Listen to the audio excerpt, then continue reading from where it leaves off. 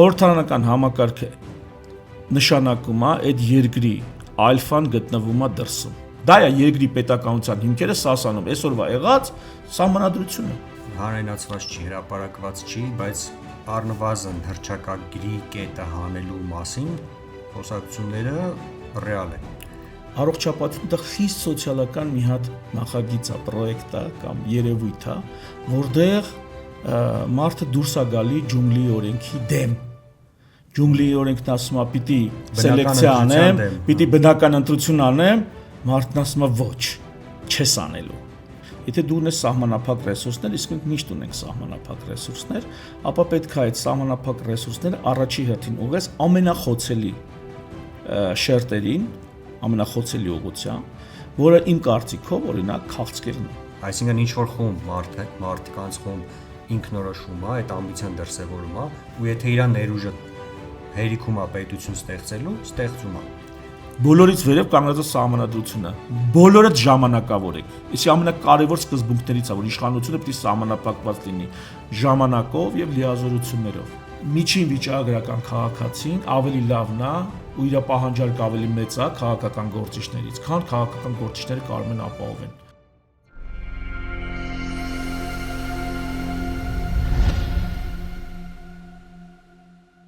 Ողջունում եմ ձեզ Լուսահար podcast-ում, ես Տիգրան Արեգունին եմ։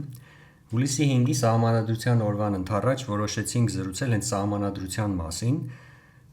բայց ոչ թե քաղաքագետի կամ սահմանադրագետի աչքերով, այլ քաղաքականությամբ զբաղվող անհատի աչքերով։ Եվ այսօր մեր հյուրն է բժիշկ, քաղաքական եւ հանրային գործիչ Հայկ Մանասյանը։ Բարև Հայկ ջան, ինչպե՞ս ես։ Բարև, լավ եմ Տիգրան ջան, լավ։ Հայկ ջան, սկսենք սահմանադրությունից, հետո մի փոքր առողջապահության ոլորտից կխոսենք ու նաև նորից վերադառնանք սահմանադրությանը։ Այդ դու սահմանադրությանը նայում ես ոչ թե չոր իրավական տեսանկյունից, այլ որպես հանրային քաղաքական օրգանիզմի, պետության արժեքային հիմքի, քաղաքացիական մոդելների տեսանկյունից, ինչքան հասկանում եմ, ինչքան քեզ լսել եմ, ուսումնասիրել եմ, ու այդ տեսանկյունից, որն այն 3 առանցքային բաղադրիչները, կարող ես ավելել թվել, նվազագույնը 3, որոնք այդ օրգանիզմին կյանք են տալի, կոպիտ ասած։ Ուրեմն, նայ, ես սկսեմ այդ 3-ից, հա, ինձ համար չկան 3 ամենակարևոր էսի, ինչ 3 ամենակարևոր 3, ինձ համար կա մի հատ։ Այսինքն ամենան։ Եթե ուզում եմ մի բան հասկանամ, մտածում այս սրա մեջ ամենահիշելու բանը որն է, կամ ամենակարևոր բանը որն է։ Ու եթե սահմանադրությանը նայենք, իրավունքի գերակայության դիրքերից, իսկ դա հանրապետություններում հռչակված է, նույնիսկ միապետություններում սահմանադրական, իրավունքի գերակայության դիրքերից սահմանադրությունը դա բարձրագույն իշխանություն է։ Դա իշխանություն է, դա ինստիտուտ է, որը մարդ չի, իդեա է, գաղափար է, պայման է, կանոն է, ու ինքը բարձրագույն իշխանություն է, ինքը բարձր է նախագահից, ինքը բարձր է վարչապետից, ինքը բարձր է բոլորից, քաղաքական իմաստով բոլորը եւ պետական եւ իրավական իմաստով բոլորը գտնվում են այդ ինստիտուտի ենթակայության տակ, որովհետեւ ինքը նույնիսկ ոչ թե պարզապես իշխանություն, ինքը գերակայություն, այսինքն դոմինացիա է։ Դոմինացիան շատ ավելի կոպիտ բան է, քան թե իշխանությունը։ Որտեւ իշխանությունը պիտի լեգիտիմ լինի, դոմինացիան հեչ պարտադիր չէ որ լեգիտիմ լինի։ Դոմինանտությունն է, էլի։ Ու էսա իմ կարծիքով սահմանադրությունը եւ սրա շուրջը կազմակերպվում համայնքը, մեր դեպքում ազգը, պետականորեն սրա շուրջը կազմակերպվում։ Սա է այն երաշխիքը, որ դու կարող ես ինձ հետ համակեցության մեջ մտնել, այսինքն հարևանություն անել, թեկուզ երեսս չտենաս, բայց իմանաս, որ ինձնից վտանգ չես սպասում։ Կարող ենք նույնիսկ մենք սրա շուրջ համախմբվել, այսինքն նույնիսկ կարող նստենք իրար հետ ինչ-որ հեքիաթ պատմենք, ժամանակ անցկացնենք, եւ կարող նույնիսկ համագործակցենք, այսինքն միասին ինչ-որ ծրագիր իրականացնենք։ Ու տարբեր փուլերը նշեցի, երբ որ 3 միլիոն իրար գլուխ է հավաքվում, մինիմում պետք է համակեցություն ապահովի, լավ կլինի որ համախմբվի, իսկ որպես այսպես պետական կազմավորում ինքը պիտի համագործակցի, մի ընդհանուր գործ պիտի անեն։ Այս սահմանադրությունը այն կարգն է, այն իշխանությունն է, որը բոլորի վրա է տարածվում։ Եվ ցանկացած պահի, երբ որ մեր մեջ կա տարաձայնություն կամ վեճ, մենք դա իհարկե դատարաններից կխոսանք, դատական իշխանությունից կխոսանք, բայց այդ սահմանադրությամբ ենք որոշելու։ Այդ վեճը ո՞նց ենք լուծում։ Ու անկախ նրանից մեզ դուր է գալի այդ լուծումը թե չէ, մեզ ավելի դուր է գալի, որ սահմանադրությունը երաշխավորում է մեր վեճերի լուծումը,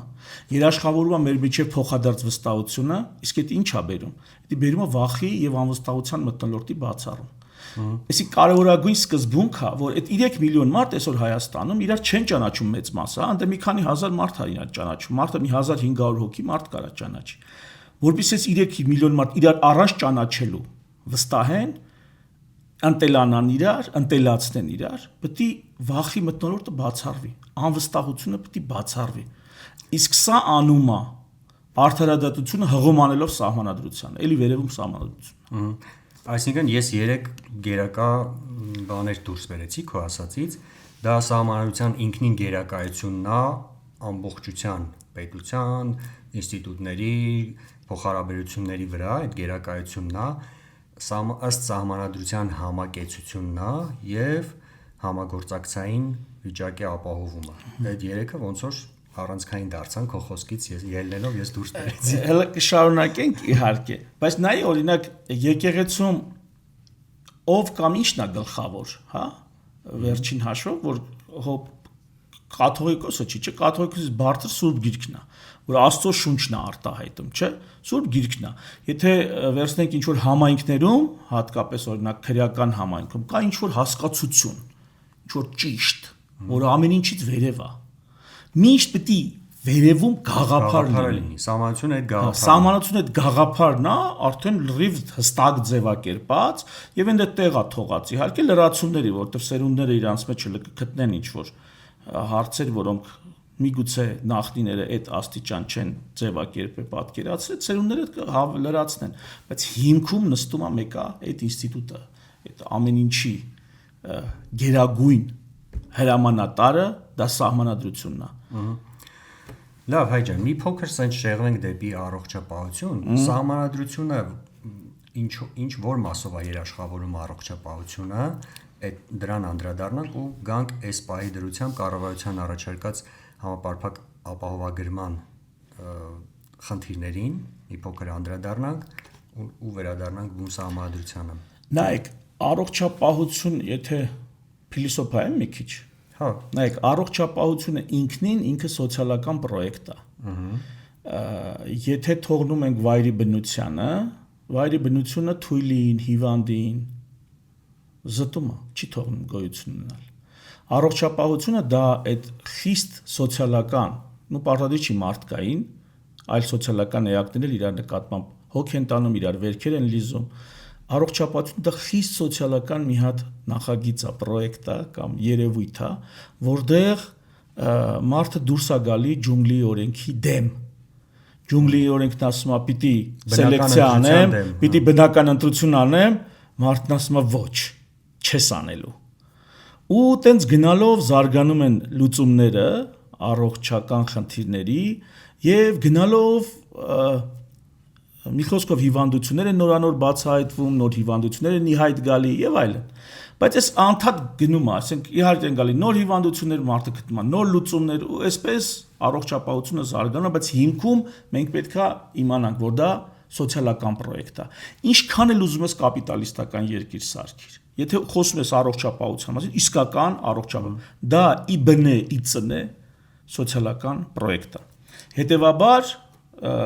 ուժեղները, կայունները, առողջները պիտի օգնեն, որպեսզի թույլերը, հիվանդները, անկարողները ոտքի կանգնեն։ Եվ դա մեր մոտ բնազդովել է դրած։ Հղի նկատմամբ բնազդային այդ դիստանցիան, հարգանքը, չէ, ինչի՞ց է, որտեվ մենք բնազդային հոգատարություն, հա, այդ հոգատարությունը երեխաների նկատմամբ, այդ ծերերի նկատմամբ որոշակի այսպես ներողամտությունը, հա, նույն բանը քո հասակակիցը քեզ կոպտի, նույն բանը ինչ որ հասակավոր մարդ անի, դե հասակավոր մարդն առանձնակից չես էլ, այդ բնականից մեր մեջ կա նաև ավելի թույլի նկատմամբ, ավելի այսպես կարեկից լինել։ Սոցիալական կապերն է նաև։ Ահա, հիմա սոցիալական կապերը էլ առավելին դա մի առանձնահատուկ մոտիվացիա տալի, այսինքն եթե մոտիկ հարազատը տա, բայց եթե նույնիսկ դա հարազատը չի, նույնիսկ դա ուրիշ տեսակ, օրինակ շան ձակա, դու մեկը այդ կարեկցանքը զգում ես, երբ որ իրանց զգում ես թուլության մեջ, այսինքն դա լրիվ ուրիշ կենսաբանական տեսակ է, չէ, բայց մեկը մեր մեջ այդ դրած է բնազդաբար. Իհարկե ոմանց մոտ դա շատ թույլ է արտահայտված, ոմանց մոտ շատ այսպես ավելի արտահայտված է, այդ կարեկցանքի զգացումը սրա վրա է խարսխվում առողջապահությունը։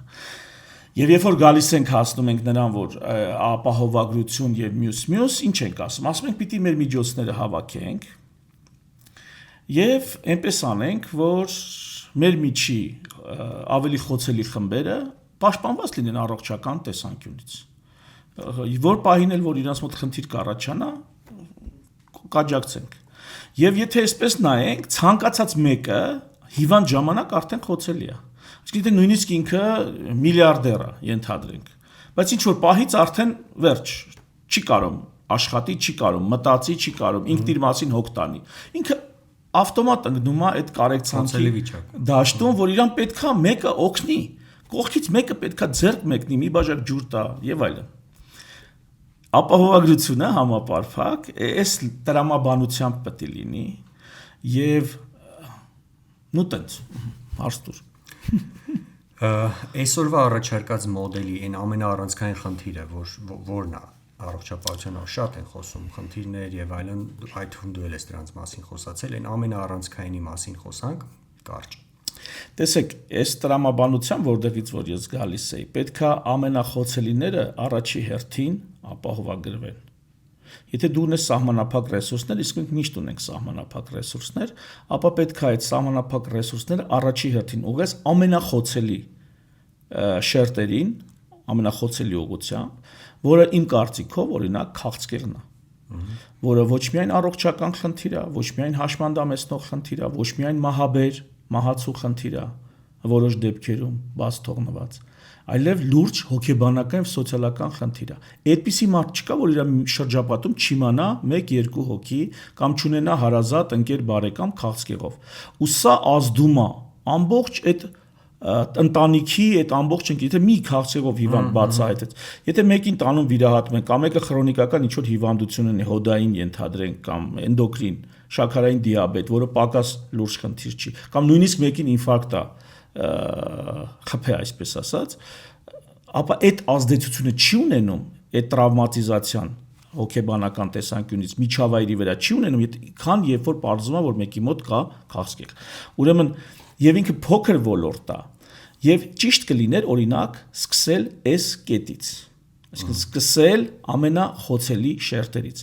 Դա իհարկե քանակական տեսանկյունից մեծ չի, հետեւաբար ցանկացած իշխանություն կամ կազմակերպիչներ, որոնք ուզում են ցույց տան, որ իրանք մեծ մասշտաբի գործ են անում, պիտի ինչ գործ անեն, մանր գործեր անեն, բայց շատ մարդու վերաբերվող։ Մեծ գործեր, քիչ մարդու վերաբերվող, արդեն չի մտնում այդ ռեյտինգի իրանց քաղաքական կապիտալի քաղաքական շահի մեջ չի մտնում, բայց սենց է, այս առողջապահությունը սա է։ Եվ սա ինչով է կարևոր, երբ որ դու ինչ որ ֆոնդ ես ստեղծում, փող ես հավաքում մարդկանցից, որ առողջապահություն ապահովես, իսկ որտեղ են որակի երաշխիքները, որտեղ դու քո ամեն ծախսած կոպեկի համար պիտի հաշիվ տաս։ Այդ կոպեկը պետք է ծախսել։ Մի օրինակ բերեմ, Հայաստանում դեղերի գները այն գնից որ կարան լինեն, եթե մի թեթե օրինակ Հնդկաստանից բերեն հումքը, այստեղ վաճառեն կամ ուղղակի Հնդկաստանից բերեն, մի 5-ից 10 անգամ ավելի թանկ են։ 5-ից 10 անգամ։ Մենք այդքան այդ ձեր առողջապահությունը, որ կազմակերպում են, այդքան ծախս ավելորդ գնում է մենակ դեղերի վրա։ Ուղղակի։ Հա, եւ շատ կարեւոր է առողջապահության մեջ, ես դա սոցիալական պրոյեկտ ասեցի, կիսատ թողեցի, որ սա շուկայի օրենքներին չի ենթարկվում։ Այսինքն դու չես կարող առողջապահական ծառայությունը կամ ապրանքը շուկայական տրամաբանությամբ գնահատես։ Ինչու՞։ Մարդը ինչքան է գնահատում իր կյանքը։ Տունը կծախի կտա, եթե դա շուկայական տրամաբանությամբ։ Կամ դուք գնում եք ինչ-որ տեղ, ասենք ձեր համար ժամացույց եք ուզում առնել կամ հեռախոս։ 5 հեռախոս է դրած 100, 200, 300, 400 հազար դրամանոց, ենթադրենք։ Նայում եք ֆունկցիաները ձեզ որն է դուր գալիս, ասենք, չգիտեմ, 100,000 նոցն եք առնում կամ 200,000։ Հա, դու որոշում ես, դու հասկանում ես մի երկու բան, քո ճաշակով, քո հարմարությամբ, մեկին կամերան է շատ պետք, մեկին չգիտեմ ինչն է հետաքրքիր, մեկին ընդհանրապես ոչինչ հետաքրքիր չի, Nokia-ն է կոճակներով վերցնում։ Դա արդեն առողջապահության մեջ այդպես չի, դու չես գնում, ընտրում։ Դու գնում ես, քեզ ինչ ասին, դու անում ես։ Այսինքն կա ինֆորմացիայի ասիմետրիա վաճառողի եւ գնորդի միջեւ, կոպիտ ասած։ Ահռելի մեջ ասիմետրիա։ Դու ընդհանրապես չգիտես այդ դեղը քեզ պետք է թե պետք չէ։ Այդ դեղն է պետք թե մի ուժ։ Ինչ ասում են, այդ դեղն էլ գնում ես։ Ինչ անալիզ նշանակում են, դու այդ անալիզն էլ անում ես։ Դու դեռ չգիտես այդ 10 անալիզից միգուցե 5-ն էր պետք։ Այն 5-ը ավելորդ էր, ավելորդ ծախս էր, որի վրա իհարկե եկամուտ ունենում լաբորատորիան, դեղատունը, միգուցե նաեւ բժիշկը։ Եվ այս ասիմետրիան ինֆորմացիայի առաջարկողի եւ պահանջարկ ունեցողի միջև այս ոչ շուկայական կապը թույլ չի տալի շուկայական հարաբերություններով գներ ձևավորել առողջապահության մեջ։ Եվ միջև սա հիմքից դու չես լուծե, դու մեզանից փողը հավաքում ես, տանում ես, ծախսես ինչի վրա։ Ինչի վրա, որովհետեւ շուկայականով այդպես է։ Ոնց կարող եմ շարունակել այնքան քննադատեմ, որ ինչ ասեմ։ Չէ, ես լսել եմ քո կարծիքը այս ամեն ինչի մասին, բավականին մանրամասը բացատրում ես, եթե հետաքրքրվեն կարող են լսել։ Ուզում եմ վերադառնալ սահմանադրությանը, այն կենդանի օրգանիզմին, որի հիմքում սահմանադրությունն է դառնում, դա պետությունն է իր առաջի հերթին իր բնակչությամբ, իր ժողովրդով, նոր մնացած ինստիտուտներով, այդ սահմանադրությունը ոնց ենք ձևավորում, այսինքն որ համապատասխան լինի տվյալ պետությանը, տարածաշրջանին, ժողովրդի մենտալիտետին, ոնց է դա ձևավորում ու որ առողջ լինի, քո ասած ճիշտ լինի, արդյունավետ լինի, այդ չափորոշիչները ոնց ենք դնում ու կառուցում սահմանադրությունը։ Նայեք, մի հատ հետաքրքիր գրավոր առաջի սահմանադրությունը ամենաերկարակյաց հիմա որ կա Միացյալ Նահանգների սահմանադրությունն է։ Ու ոնց է գրվել մեկը գրել է որպես կենտրոնական իշխանություն, այսպես ասած, ես մի քիչ պարզացնում եմ, բայց ամեն նահանգ այս ժամանակ 13 նահանգ է եղել եւ ընդհանուր 5 միլիոն բնակչություն է եղել, այդքան մեծ չի եղել այդ ամերիկյան բնակչությունը։ Ամեն նահանգ իր պահանջներն է ներկայացրել, որ այսինչը sense չեմ ուզում, sense եմ ուզում։ Նախ այդ սահմանադրությունը գրելուց արդեն ամեն նահանգ իր սահմանադրությունն ուներ համարյա։ Այսինքն ունեին տասնյակի չափ նախագիծ սահմանադրական։ Ու կար մեծ ընտրանք հասկանալու, քննարկելու, մտածելու, sense մեր պես չի, միջև հիմա չգիտենք սահմանադրություն են գրում, այդ ինչ են գրում։ Ամեն նահանգ արդեն ունեցել է իր պատրաստի սահմանադրությունը, նահանգային սահմանադրությունը։ Այդ ամեն ինչից ծաղկաքաղ են արել, հետո վերլուծել են եւ այսպես օրգանապես մի ամբողջական բան են ստացել, որտեղ ամեն նահանգ այսպես իրավատեր էր այդտեղ։ Ասում էր նայ այնպեսի բան չգրես, որից դուր չգա։ Նույնիսկ դու գիտեք, չէ՞, այնտեղ գրած է մարդու իրավունքները, խոսքի ազատություն, SSS, դավանանքի ազատություն, ցույցեր, միտինգներ, զենքի իրավունք, այս ամեն ինչը մարդու իրավունքների մասին չի եղել, նահանգների իրավունքների մասին է եղել։ Այսինքն որ նահանգը իրավունք ունի իր մոտ իր տարածքում ինչ ուզի արտահայտվի եւ կենտրոնից չպետք է արգելեն։ Հետո այդ նահանգային իրավունքները փոխվել են մարդու իրավունքներն դառը ու այդպես իդեալական բռնում։ Այսինքն մի քաղաքացու իրավունքը եւ շահը ներկայացրել է մի ամբողջ նահանգ։ Ուրիշ նման սահմանադրություն, որ այս տեսակ քաղաքացուն տեր լինող մարմին լինի, սահմանադրություն, իր իրավաբաններով, իր փիլիսոփաներով, քաղաքագետներով։ Հիմա ոնց է մի քանի հոգի հավաքվում են, քաղաքագետ, իրավաբան եւ այլն հասարակական գործիչ, ինչ որ բան են գրում։ Բայց չկա պատկերացա դրա դիմաց մի պետություն կամ մի ամբողջ քաղաք, միլիոնանոց քաղաք, հա, իր իրավաբաններով, ինստիտուտներով քննության ենթարկի, թե այդ ինչ են գրել բոլորիս համար, պահանջներ ներկայացնի։ Իսկ որը պետք է լինի այդ ինստիտուտը։ Այդ ինստիտուտը դե մի քանի հատ առաջինը։ Առաջինը դե ասացինք, իրավունքի գերակայություն, դա ամենաառաջինն է։ Հետո որ իշխանությունը պետքա բաժանված լինի։ Թևերի միջև նկատի ունեմ այն ինստիտուտը, որը պետք է գրաքննի կոպիտ ասած։ Մենք չունենք այդ ինստիտուտը եւ եթե շատ էլ ուզենք չենք կարա ունենանք, բայց կարող ենք ինչ ունենալ դրա փոխարեն։ Դրա փոխարեն կարող են իրավաբանները, հասարակական գործիչները, ոչ թե իշխանությունից, այլ դրսում արտախորհրդարանական ընդդիմությունից կամ թեկուզ նեյտրալ մարդիկ հավաքվեն եւ սկսեն հարցեր քննարկել, թե ինչու սա այսպես եւ ոչ թե այսպես, ինչու սա այսպես եւ ոչ թե այս։ Փառք Աստծո, երբ որ ես օրինակը բերում եմ 250 տարի առաջ գրված սահմանադրության, այն ժամանակ աշխարհում սահմանադրություններ չկային։ Հիմա բազմաթիվ օրինակներ կան, բայց ո՞նց են մարդիկ նայում։ Մարդիկ նայում են, այ ֆրանսիական սահմանադրությունը սենց է։ Ֆրանսիական սահմանադրությունը սիտուացիայի ճգնաժամերի վրա, այսպես էվոլյուցիա ապրած սահմանադրություն է, ու բավականին անհաջող կոնֆլիկտներով եւ այլն, այսինքն դա համաձայնության սահմանադրություն չի էլի։ Նու վերջի սահմանադրությունը գոնե Դեգոլի պարլամենտի միջև մեծ խորը կոնֆլիկտ, Դեգոլն ասում է՝ «Պիտի մտցնեմ նախագահական», նրանք ասում են՝ «Չպիտի մտցնես», նրանք կառավարությունն են բանանում, հրաժարական պահանջում, նա նրանց ցածրում, սենց սահմանադրություն է գրվել ու քվեարկվել։ Այս տրամադրության մեջ։ Ու հիմա սա որպես մոդել վերցնում են, ասում են եկեք օգտագործենք։ Մի քիչ որ խորանաս տենաս եղբայրը, դե ի՞նչ է գրած։ Որտեղից է գալ, ինչի է տենց գրած։ Այսքան ֆրանսիական հանրապետությունները որ կան, չէ՞ որ հեղափոխություն բավականին անհաջող եւ կոպիտ հետևանքներով, հետո բանը Նապոլեոն, հետո էլի թագավոր, հետո էլի հանրապետություն, հետո ու այս անկայունություններով գալիս է օրինակ Ֆրանսիայի սահմանադրությունն է ձևավորում։ Միացյալ Նահանգների սահմանադրությունը օրգանապես ի սկզբանե մի հատ ամբողջական կառուցվում է եւ միջև այսօր գալիս է գրեթե անխափան աշխատանքի ձևով։ Եվ դրա համար անդադ հղում եմ անում նրան, որպեսզի նրա անխափան աշխատանքը եւ նրան գրողներին եղել են կոնտրոլ այլ կենտրոններ, նահանգներ։ Հիմա մեր դեպքում քաղաքացիական հանրությունն է, մասնագիտական հանրությունն է։ Կարա այդ վերահսկողությունը անի, բայց սրա մասին պետք է խոսանք։ Իսկ այդ մոտիվացիան որտեղից պետք է ցնցի։ Հիմա շատ են խոսում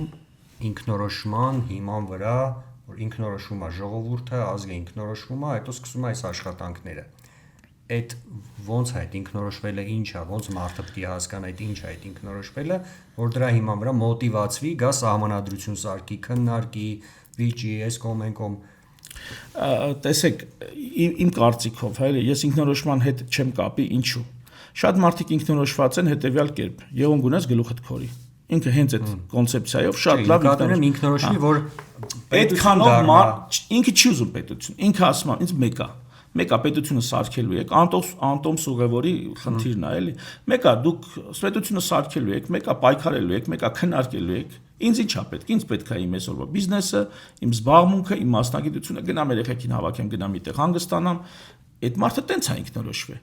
Ինքը ապրում է դեռ բնության մեջ։ Ու դա բնական է, բնության մեջ մարդիկ հենց տենց էլ ապրել են, մարդկային համայնքները, տոհմերը բնության մեջ ոչ են մտածել պետություն կառուցելու մասին։ Անձրևը տարերք, անտառը տարերք, ձորը տարերք, ջուրը տարերք, տարերքների մեջ ապրել են։ Հիմա շատ մարդիկ բնականից այս մեր շուրջ տեղի ունեցող տարերք են որպես դիտարկում։ Չեն դիտարկում մի բան, որի վրա իրանք վերահսկողություն ունեն։ Օրինակ ես ու դու հեշտ մտածել ենք, այ արի այս անձրևի կառավարենք։ Մենք չենք մտածում, մեր մտքով անգամ չի ասում։ Բազմաթիվ մարդիկ հենց այդպես չեն։ Բայց գոնե հետևանքները պիտի կառավարես։ Նույնիսկ հետևանքները կառավարելու մասին, բայց պատկերացրա, որ հնար կա իշխանություններին կառավարելու, իշխանություններին որոշելու, ընտրելու։ Շատ մարդիկ չեն էլ մտածում, ասում են տարերք է, էլի, այսինքն իշխանություն Աստծուց է տված։ Աստվածուն որոշել է նայել լինում իշխանություն։ Վերջ, ոնց որ ասում ենք Աստծուց է տված այդ անձրևը, բայց կան չէ հակակարկտային կայաններ։ Կան չէ որ փոխում են այդ անձրևի, այդ ամպերի, այսինքն դա հնարավոր է կառավարել։ Հիմա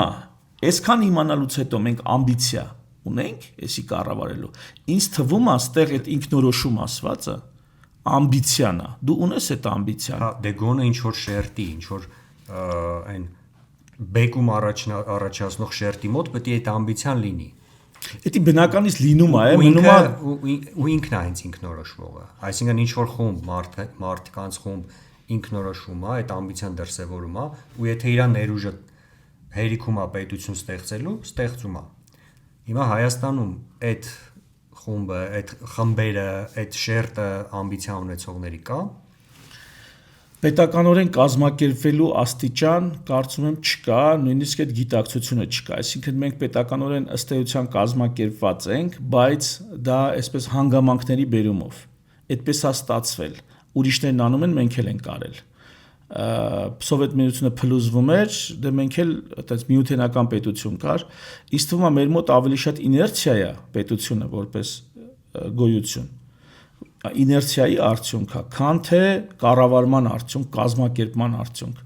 Ես կարծում եմ մենք դեռ բավականաչափ պետականորեն չենք կազմակերպվել։ Եթե կազմակերպված լինեինք, այս տեսակ հիմիկվա օրինակ մեր ունեցած սահմանադրությունը ոչ մի ձև մենք չէինք հանդուրժի, որտեղ ոչ ոք չի ուզենա կազմակերպվի այս կարգու կանոնով, երբ որ մի հոգու տակ է դրվում, ամբողջ կառավարումը, ամբողջ հարկադրման լծակները, սենց բան ոչ ոք չէր համաձայն, սենց կազմակերպվել։ Լավ, Հայկ ջան, դու հիմա խոսում ես շատ վերջերս խոսում սահմանադրական հեղափոխության մասին։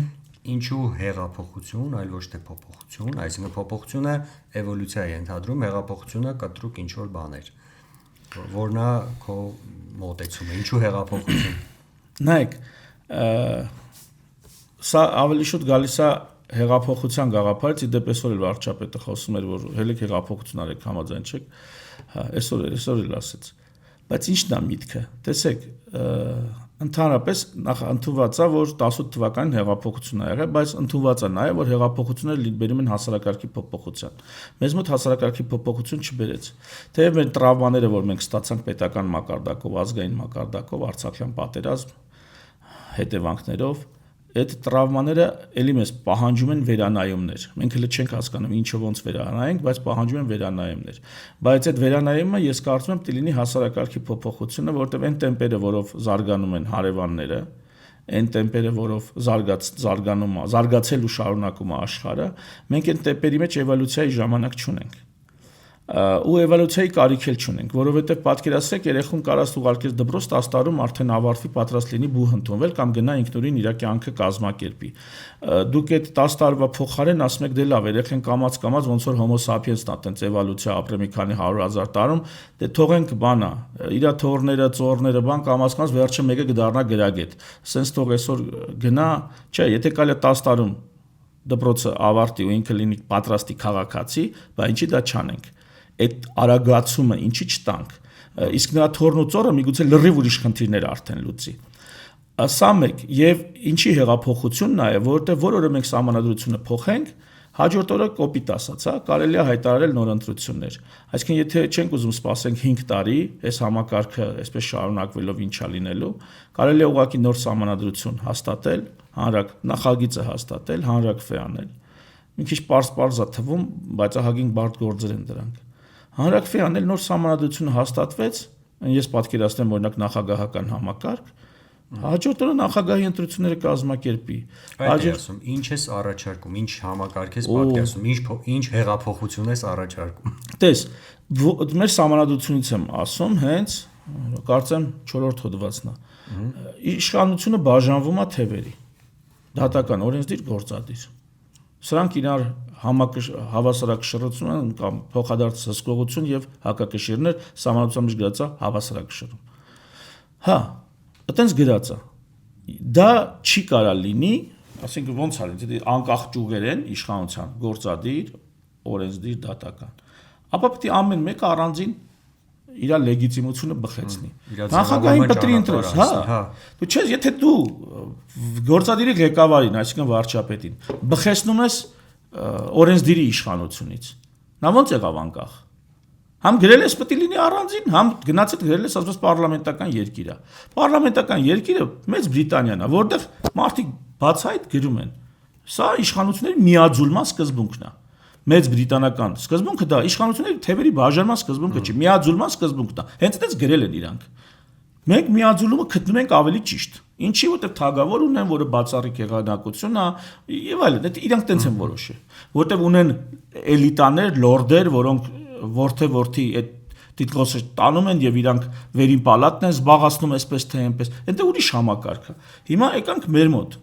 Ու մենք առանձնակի չենք տարբերում այդ 5 միլիոն բնակչությամբ Ամերիկայից 250 տարի առաջ, էլի։ Առանձնակի դրանից մեծ տարբերություն չունենք, 3 միլիոն ժողովուրդ։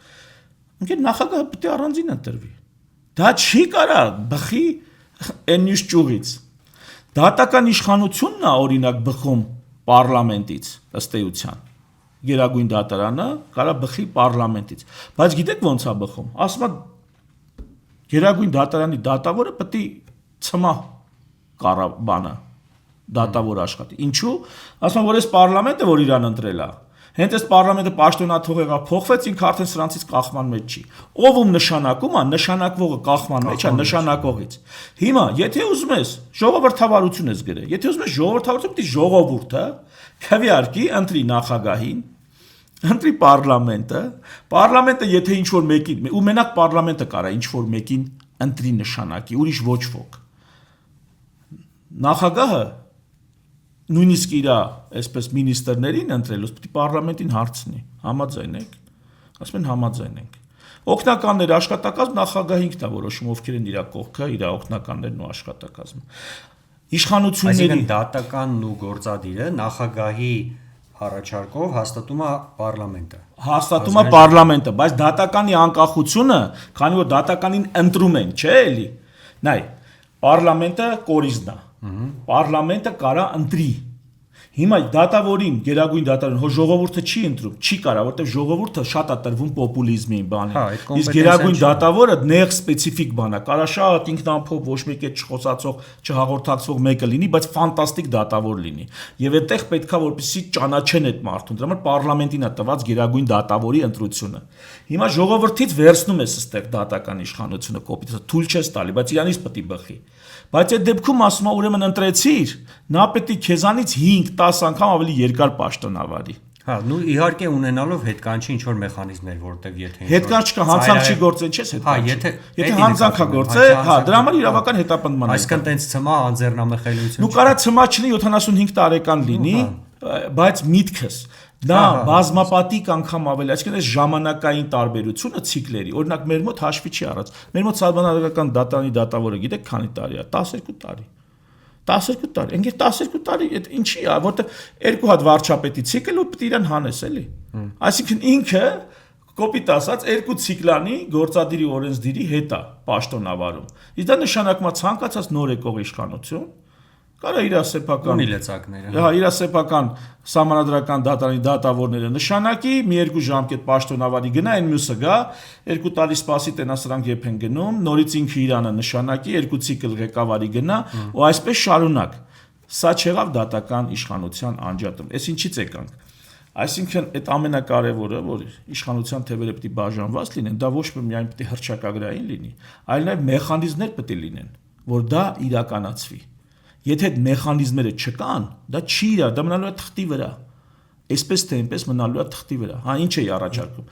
Առաջարկում է նախագահական համակարգ, բայց սուբսիդիարության սկզբունքով։ Դա ինչ է նշանակում։ Սուբսիդիարության սկզբունքը, որը տեղական ինքնակառավարման մարմինները դա սուբսիդիարության սկզբունքով են։ Խնդիրը պետքա լուծվի մարդուն առավելագույնս մոտ եւ առավելագույնս այնտեղ, որտեղ խնդիրը ծագել է։ Այսինքն օրինակ առուն գյուղում կամ ճանապարհն ու մայթերը ինչ որ մի հատ քաղաքում կամ գյուղում,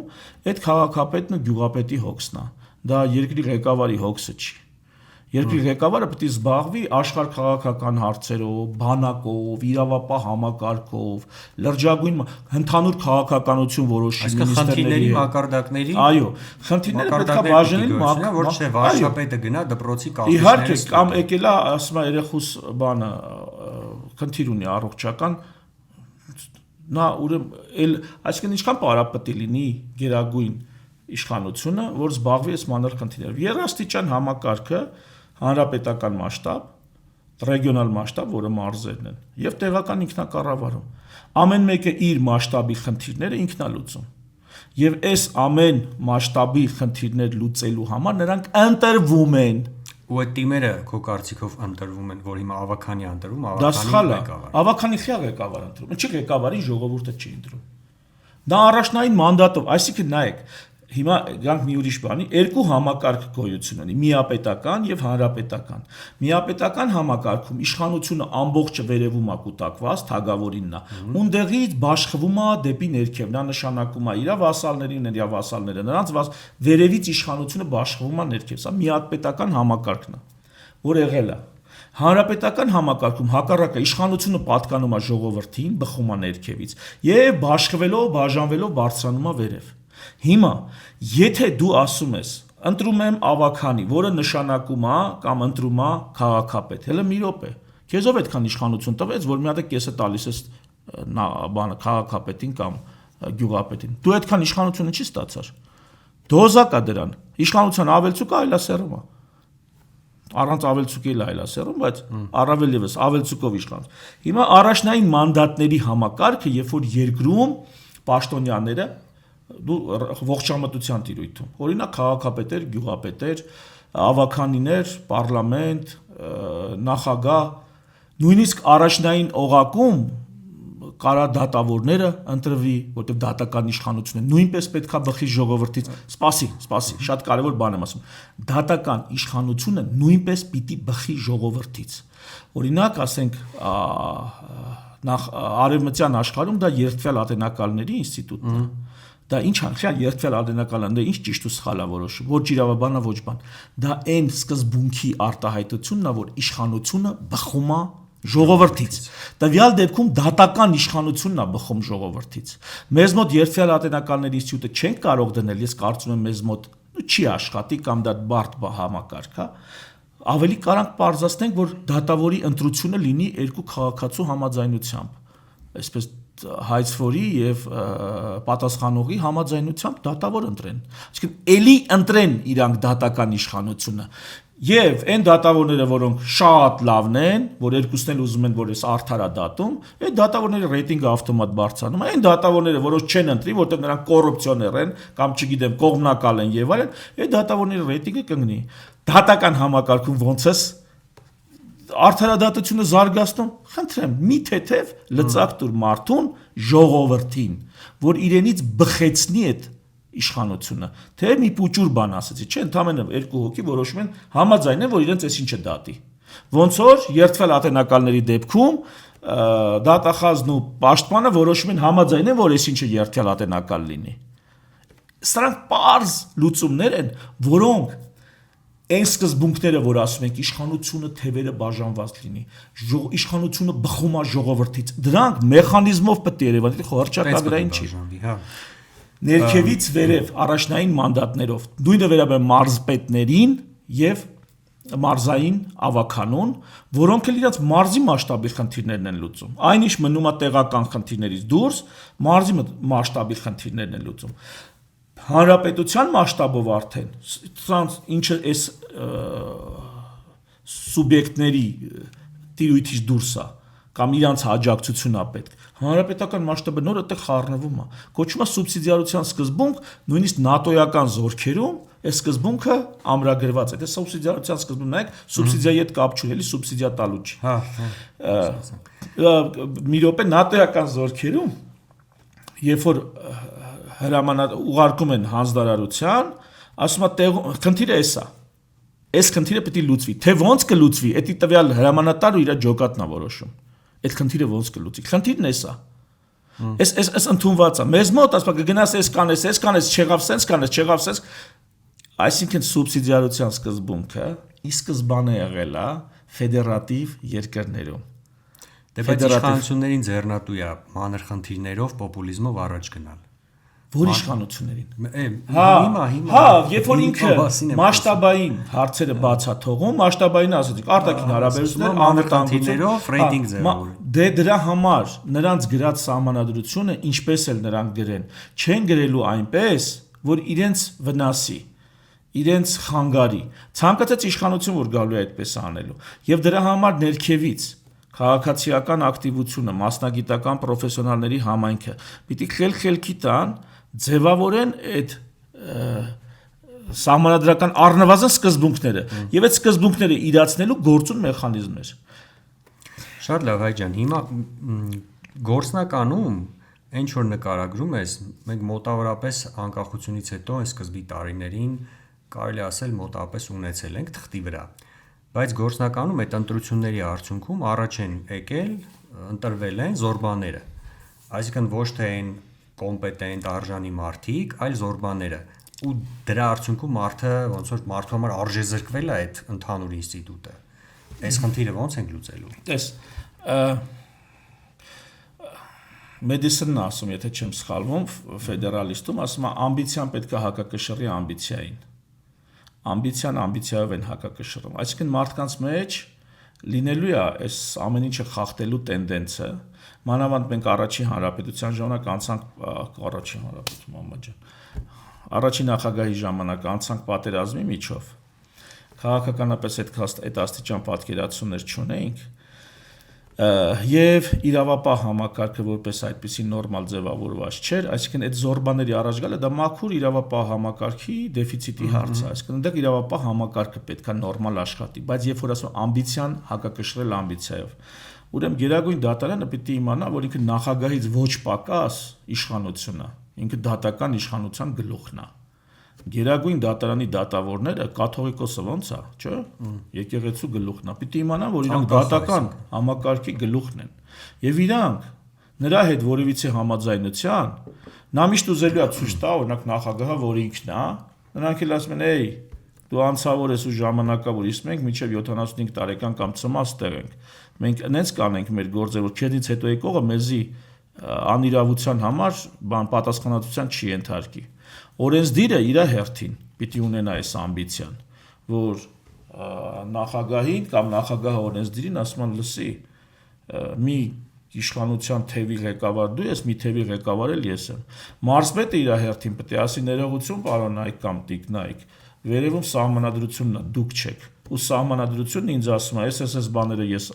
հանգիստ կարող եմ անել ու ձեզից ոչինչ չհարցնել։ Այս բաների համար ես կհարցնեմ ու դուք պիտի ինձ պատասխանեք, այսքան ինստիտուտները արժեք են ստանում։ Ահա, այստեղ ամեն մեկը, նայեք, ոչ թե պիտի լինի այդ վերևից նշանակովի համակարգը, երբ որ մեկը մյուսին նշանակելով գնում է, այլ ներքևից, երբ որ բաշխվում է իշխանությունը, հատկապես այդ վերտիկալ բաշխումը, այդ որ ասենք չէ,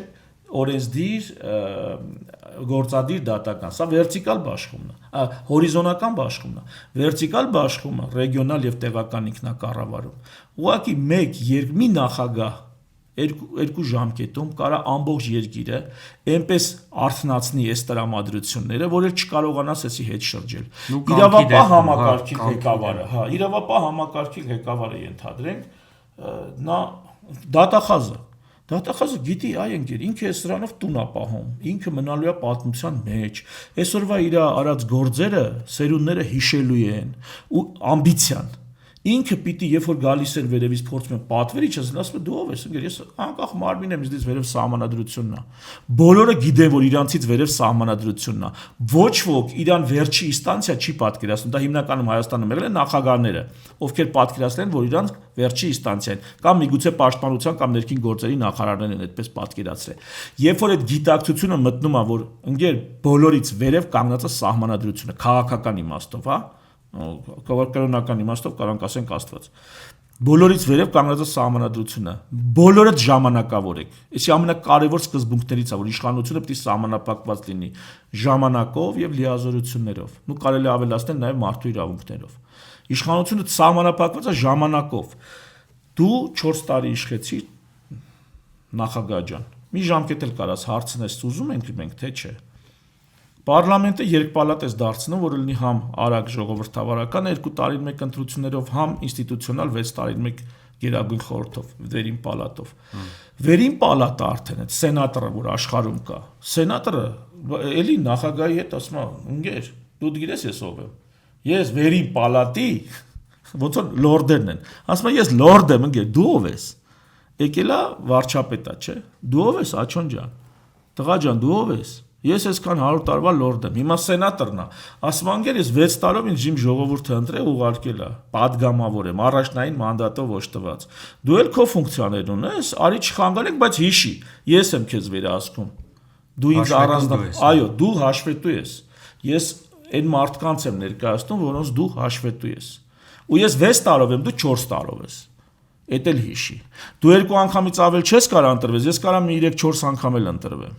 Էդ էլ մտածի։ Մի խոսքով, ամբիցիան հակակշռում է ամբիցիային։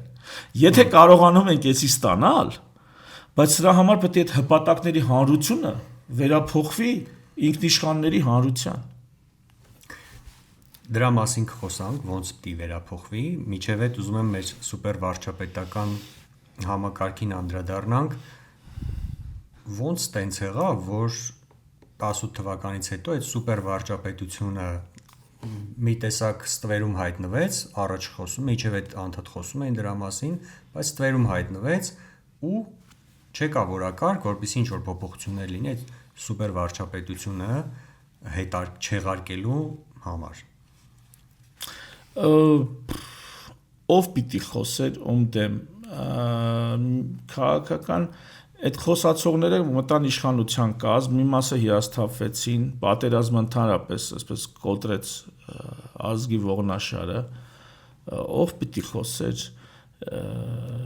գիտեք, այդ հիասթափությունը շատ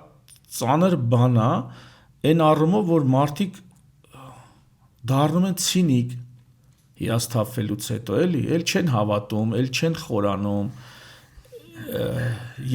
իբր թե դառնում են պրագմատիկ, իբր թե դադարում են երազել, չգիտեմ, բայց ինձ թվում է այդ հիասթափությունը 18-ից հետո մի 2 տարի, 1 տարի, 2 տարի էյֆորիան էր, հետո պատերազմը, դրա համար առանձնակի դա չկարևորեցին, հետո ով խոսար, ով որ այդ սուպեր վարչապետականը ստեղծել է, ասենք,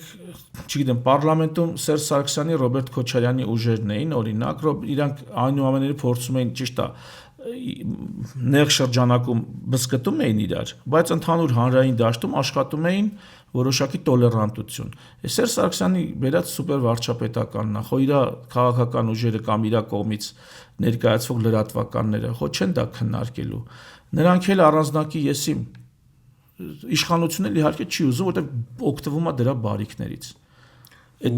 մի անձի իշխանության բարիքներից։ Մի անձի իշխանություն ու պլյուս անժամկետ, այսինքն նախագահի դեպքում կա սահմանափակում, չէ՞, 4 տարի, 5 տարի, 2 ընտրություն, 2 ժամկետ, բայց վարչապետի դեպքում չկա, էս էլ է մեծ խնդիր։ Ընդհանրապես խորհրդարանական համակարգը խնդիր է։ Ազնիվ ժողովրդական լեզվով ասեմ, բռի ձևով ասեմ, խորհրդարանական համակարգը նշանակում է այդ երկրի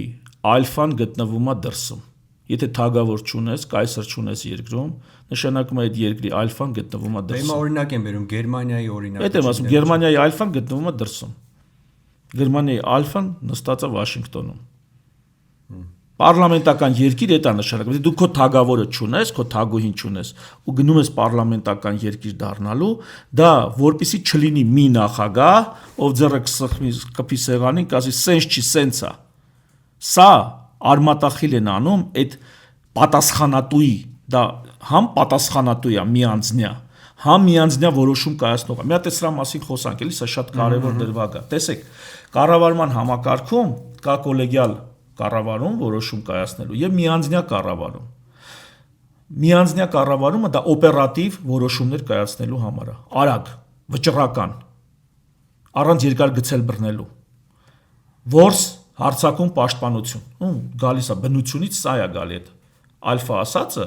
դա այդ օպերատիվ կառավարումն է, բայց միևնույն ժամանակ կա կոլեգիալ կառավարում, որոնց համաձայնության գալու համար ժամանակ է պետք, քննարկում է պետք, կոնսենսուս է պետք, իրար գլխու հավաքվել է պետք։ Այսինքն երկարաժամկետ խնդիրները այս ճանապարհով։ Այսինքն պլանային երկարաժամկետ խնդիրները կոլեգիալ որոշումով են կայացնում պարլամենտ։ Օպերատիվ, պատերազմ, ճգնաժամ, սահմանը փակեցին, արտահանման արգելք եւ այլ, այս ամեն ինչը օպերատիվ լուծումներ է պահանջում, գալիս է կանգնում է նախագահի վրա, միանձնյա կառավարման վրա։ Երբ որ այս միանձնյա կառավարումը ենթարկեցնում ես կոլեգիալին, որ պահին կոլեգիալի դուրը չեկավ, ասում է դրան հանեք։ Չնայած մեր մոտ տենց չի, մոտ հակառակն է, այս կոլեգիալն է ենթարկացված միանձնյային։ Խնդիր չէ, որ կոլեգիալն է ավելի մեծ խնդիր է։ Երբ որ կոլեգիալը ենթարկած է միանձնյային, էսի ավելի մեծ խնդիր է։ Հիմա պարլամենտական նորմալ երկրներում այս միանձնյան ենթարկացրածը կոլեգիալին, որ միշտ կախման մեջ լինի։ Հա, ստեկը որոշեն։ Ինչերի ասում Բրիտանիայում դա լորդեր են այդ կոլեգիալը։ Տենց է այդ ավանդույթը ձևավորել։ Լորդերն ասել են, ընկեր, դու մեզ պիտի ենթարկվես։ Հիմա արդեն լորդերի ֆունկցիան այդ աստիճան արտահայտված չի, հա, բայց եւ այնպես տրադիցիան տենց է։ Լավ, մնացած երկրներում, երբ որ այդ մի հոգուն այդպես կաշկանդում են, իսկ այդ մի հոգուն գիտես ինչով պիտի կաշկանդես, ոչ թե պարլամենտով, այլ գործադիր իշխանությունը բաշխելով հարկերի, ռեգիոնալ մակարդակ, տեղական ինքնակառավարում։ Այդ ամբողջ իշխանությունը մի տուր դրան։ Գործադիր իշխանության ֆունկցիաների մի մասը տու ռեգիոնալ, ամեն մեկը դրա ռեգիոնում այդ գործադիր մարզպետը ասենք, իր ռեգիոնում իր գործերն անում։ Ներքևում տեղական ինքնակառավարումը գյուղապետ, քաղաքապետ, իրանց տարածքում իրանց գործադիր իշխանությունն են իրականացնում։ Վերևի գործադիրը ահագին բեռնաթափվում այդ նախագահը։ Սենց բեռնաթափելու փոխարեն ձեռքերը կապում են։ Հիմա բայց գործնականում այս պահին Հայաստանի Հանրապետության վարչապետը կարելի ասել միանձնյա կարա Այո, մեզ մոտ հակառակ բանի համար է խորհրդարանական է սարքած, որ քանի որ ժողովուրդն էլ է տենց մտածում, համայնքն էլ կուսակցական այդպես է մտածում, մի հոգու հետևից են գնում։ Հենց սարքածը դրա համար, որ հակառակը, այս մի հոգին անժամկետ լինի, երկրորդ ամբողջ պարլամենտ իր տակ է վերցնում։ Ու տենց լինելու է հաջորդիվ, քանի մենք չենք անջատե նախագահին, իսկ ավելի գործադիրի ղեկավարին պարլամենտից, դա էլ չենք անջատե դատականից, ասեցի մեխանիզմներ կան։ Մեխանիզմերով հստակ չենք անջատե,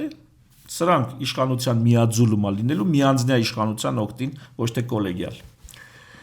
Հայ ջան, գանք այսօրվա իշխանությունների առաջարկած համարական փոփոխություններից հանրայնացված չի, հրապարակված չի, բայց առնվազն հռչակագրի կետը հանելու մասին խոսակցությունները ռեալ են։ Այս մասով ինչ կասես, հռչակագիրը ինչ նշանակություն ունի եւ այլն,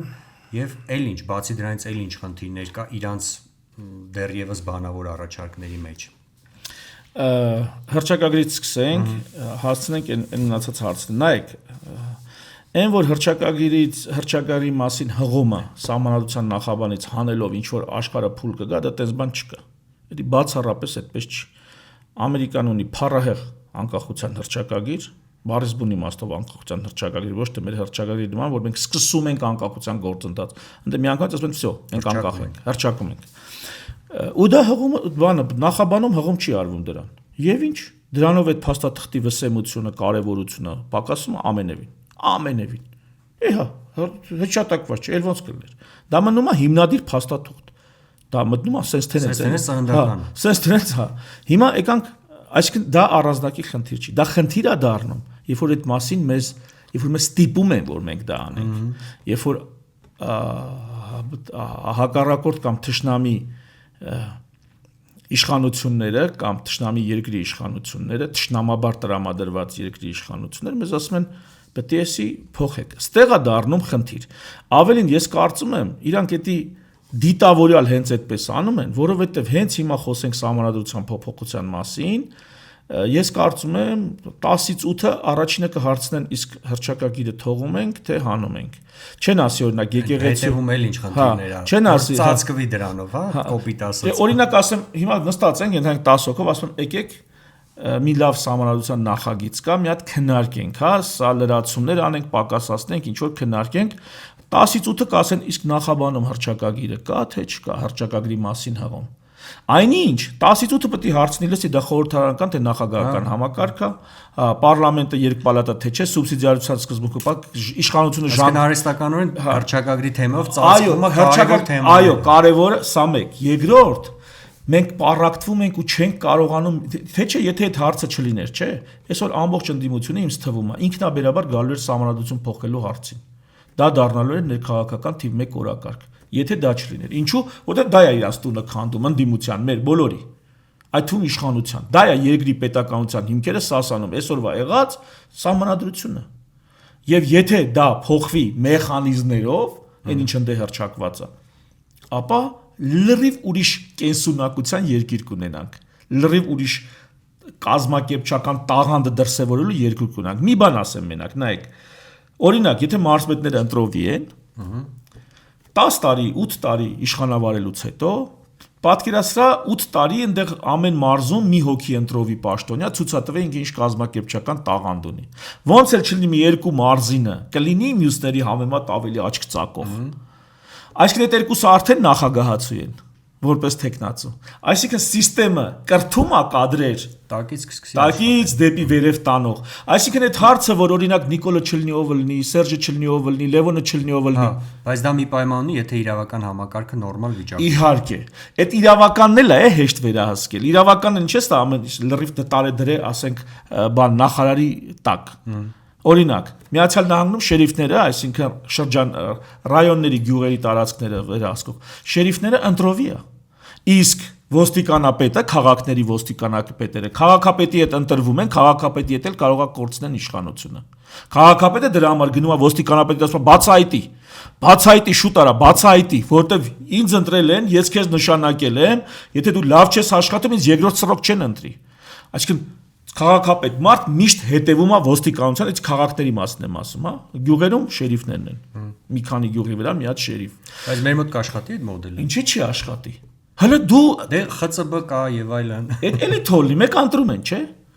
Ընտրում են, եթե ընտրությունների համակարգը մի քիչ բարելավենք, ընդհանրապես օրինակ on-line ընտրություններ լինի, post-ով ընտրություն, բայց դա արդեն մի քիչ բարդ հարցեր է։ Ասելիքս որն է, որ եթե իշխանությունը ներքևից վերև է տարածվում ու վերևից բոլորի գլխին այսպես նստած չեն, այսինքն ցանկացած միլպետի լավն ու վատը կախված չի նախարարի տրամադրությունից։ Ցանկացած միլպետ գիտի իր լավն ու վատը կախված է իր գործի արդյունավետությունից։ Հələ փոխի էլի տրամաբանությունը, ու այդ ամեն ինչը կգնի տեղը։ Լավ, իսկ քո կարծիքով իշխանությունները կգնան հանրակրվեի փոփոխություններ անեն, մասնավորապես հռչակագրի եւ մնացածի մասով, ու դա ինչ է ոնց է գնահատում, մարկածախնդրությունը, թե սառը հաշվարկ կա։ Ես կարծում եմ, նախ մի հատ կարևոր բան ասեմ, որ սահմանադրական փոփոխությունները իշխանությունը թեթև թռուցիկ ասելա, որ ուզում է լինի խորհրդարանական, շատ բան չեն փոխելու, մենակ այդ բարձրաձակ մեծամասնության դրույթն են ուզում փոխեն մի խոսքով մի կոսմետիկ մի երկու բան չնայած խորքային էլ կա, բայց ավելի շատ կոսմետիկ է, քան խորքային փոփոխություններ։ Ես չգիտեմ, միգուցե հիմա մտքափոխվել են, որովհետև ելի եմ ասում, պետք է գան նախագահականին ու նախագահի իշխանությունը ոչ թե երկգլուխ գործադիր, այսինքն նախագահ եւ վարչապետ, այլ մի նախագահ, միակ պատասխանատուն եւ գործադիրի լիազորությունները այսպես ասած չափավորվում են մարզպետներին ու տեղական ինքնակառավարմանը գործադիր լիազորությունները մեխանիզմներով ապահովելով։ Հիմա շատ վտանգավոր է, երբ որ հռչակագրի հղումը բանի մեջ նախաբանում եւ սահմանադրության տեքստը մարդիկ պետք է գնան ու իրար հետ քվեարկեն։ Օրինակ, եթե ինձ թվում է դժվար չի դնել հանրակրվեի, էլի դժվար չի իշխանությունները մի քանի падգամավոր ոչ չի, իրանցով կանեն մի խոսքով, այս խախտումները որ արել են, այդ խախտումներն էլ կանեն։ Դժվար չի, մի բան կանեն։ Ու թեկուզ ստորագրահավաք կկազմակերպեն։ Ստորագրահավաքը պետք է մտնի պարլամենտ, բայց այդտեղ էլ ձև կա, հա։ Ստորագրահավաքով սահմանադրական դատարանով կարան իրականացնեն։ Ինչու՞։ Որովհետև 202 հոդվածը ասում է ստորագրահավաքից հետո 200,000 պիտի տանես պարլամենտը հաստատի։ Բայց եթե պարլամենտը չի հաստատում 2/3-ով, այս ստորագրություն հավաքողը ժողովուրդը ունի սահմանադիր իշխանություն։ Մի հատ էս պահը ասեմ։ Նայ, կա սահմանադիր իշխանություն եւ կա սահմանադրված իշխանություն։ Դա որն է։ Սահմանադիր իշխանությունը, դա այն իշխանությունն է, որ ունի ժողովուրդը, անգամ եթե սահմանադրություն չկա։ Ինքը ունի իշխանություն։ Բնության օրենքն է, այսպես ասած։ Ինքը իր իշխանությունով, սահմանադիր իշխանությունով գրում է սահմանադրություն, քվեարկում հաստատում է։ Այդ սահմանադրության հաստատումից հետո ստեղծվում է պարլամենտ։ Այսինքն սահմանադրված իշխանություն։ Հիմա ըստ խորը իրավական տրամաբանության չի կարա սահմանադրված իշխանությունը պարլամենտը սահմանափակի սահմանադիր իշխանության սուբյեկտին, հա, քվեարկելու իրավունքը, հանրակրվեի իրավունքը։ Սահմանադրվածը չի կարա սահմանափակի սահմանադրին, եթե խոսք է գնում նոր սահմանադրություն ստեղծելու մասին։ Այսինքն 200,000 ստորագրություն հավաքում են, գնում են նախագահի մոտ, մի քանի սցենար կարամ ասեմ։ Գնում են նախագահի մոտ, ասում են հայտարարի սա հանրակրվե։ Հայտարարի։ Լիազորություն չկա, Դեգոլի նման էլի։ Դեգոլը ոնց արեց։ Զորով դրեց, հայտարարեց։ Ասում օրենքը սահմանադրություն չեն փոխում, օրենքի նախագիծ է, բայց վերջը բարձր սահմանադրություն։ Էսի մի տարբերակ։ Երկրորդ գնում են սահմանադրական դատարան, ասում են ընկեր դատարան։ Օրինակ ոնց կարա երկրորդ հոդվածը, որը անփոփոխելի հոդված է, ու 202 հոդված, թե 203 հոդվածն է։ 202 մի խոսքով 202 հոդվածը նույն հարթության մեջ լինեն։ Չէ, 203 հոդվածն է, 202 հոդվածը։ Ոնց կարա նույն հարթության մեջ լինեն, որ պարլամենտի արգելելը ու մեր հանրակրվեի իրավունքը նույն մակարդակի լինի։ Սա տարբեր մակարդակի իրավունքներ են։ Էսի ավելի բարձր է։ Սահմանադրական դատարանը սիրով ասում է ճիշտ են ասում այն մարդ։ 200,000 ստորագրություն եք, մի 100,000 էլ հավաքեք, եկեք ասեմ։ Գնում 100,000 էլ են հավաքում, գալիս են ասում են ինքն է 300,000 տղ հանրակրվե։ Հա։ Հանգիստ էդի կարելի է շրջանցել։ Բայց ոնց է կանխատեսում, ինչ կլինի։ Հանրակրվեին դժվար է ասել, ես չեմ ուզում խաղալ դրա վրա, իմ համար դա շատ կարևոր եւ անկեղծ ասած նվիրական հարց է։ Եվ ես կուզենայի մինչեւ այդ օրը գալը մենք այսինքն խորհրդարանից դուրս եւ կառավարությունից դուրս մի նախագիծ ձևակերպենք իրավաբանների, սահմանադրագետների այսպես ջանքով ու օգնությամբ եւ ձևակերպենք մի ալտերնատիվ նախագիծ, որը երբ իշխանությունը կբերի իր նախագիծը, մենք էլ ներկայացնենք մեր նախագիծը առանց ինադնգնելու իրար, որտեղ սա ապագա եւ սերունդների հարց է, առանց իրար վիրավորելու։ Ասենք եկեք տենանք որն է լավ ժողովուրդ։ Եվ վերջին հաշվով մեր սահմանադրությունը եւ ոչ միայն սահմանադրությունը թույլ է տալի միաժամանակ նույն հանրակրվեին երկու տարբեր հարցեր դնել հանրակրվեի։ Կարա եւ այտենց լինի երկու տարբեր նախագիծ որպես երկու տարբեր հարցեր դրվեն հանրակրվեի։ Էդ էլ է տարբեր։ Հիմա նման գործընթացներ մեկնարկում եք։ Տես Տիգրան ջան, ես շատ փոքր մարդ եմ միայնակ նման գործընթացներ մեկնարկելու համար։ Կոնսուլտացիաներ անում եմ, հա, քննարկումներ անում եմ, հա, բայց եթե այսպես հասարակական առաջին իդեպ էսի շատ խիստ քաղաքական բան է, բայց ավելի շատ հասարակական հանրային տիպի, այսինքն կուսակցական չի ինքը, ինչ որ թիմային չի, ինքը այդպես ավելի հասարակական տրամաբանությամբ, հոգով, բայց բովանդակությամբ խիստ քաղաքական գործընթացը։ Եվ եթե այս հասարակական գործընթացը խիստ քաղաքական հետևանքներով կարողանանք կյանքի կոչել, հիմա ես շնորհակալ եմ, որ հրավիրել սրա մասին խոսում ենք, որովհետև ընտրություններից հետո այս երևի երկրորդ անգամը որ սրա մասին խոսում եմ, եկանք այն կետին, որ ասի դրա մասին դեռ կխոսենք, այսինքն քաղաքացու հանրության, գիտակցության հետ աշխատանք։ Հիմա այդ աշխատանքը պետք է տարվի, այդ թվում սենց զրույցների, հանդիպումների, քննարկումների միջոցով էլ ինչ գործիքակազմ կա, որ ասենք քո նման քաղաքական գործիչը, ուրիշը, կառույցները քաղաքական, ոչ քաղաքական հանրային, այդ բացի զրույցներից քննարկումներից էլ ինչ գործիքակազմ կա, որ կարա հանրության հետ աշխատի ու այս թեման օրակարգային դարձնի, պահանջված դարձնի ու մոտիվացնի մարդկանց մտնել դրա մեջ։ Նախ զրույցները պետք է ինձ թվում անցնեն մի քիչ քննարկում բանավեճերի տիպի։ Ինչու՞։ Որովհետև հիմա ես ահագին բան ասեցի, բայց հիմա մի սահմանադրագետ որ լիներ դիմացս նստած կամ իմ խոսքերին ավելի մեծ կշիռ կտար, երբ որ կասեր, հա, ճիշտ ասում, կամ կասեր, չէ, այս բանը այսպես չի, մի քիչ սենց է, թեև ես խոսել եմ մասնագետների հետ եւ այնպես չի որ նեղվել եմ պատրաստվածության տեսանկյունից, բայց առանցին խորացել եմ էլ ես հարցի մեջ։ Առաջինը որ դեբատներ լինեն, դա համ ինտրիգ կմտցնի հարցի մեջ։ Երկրորդ որ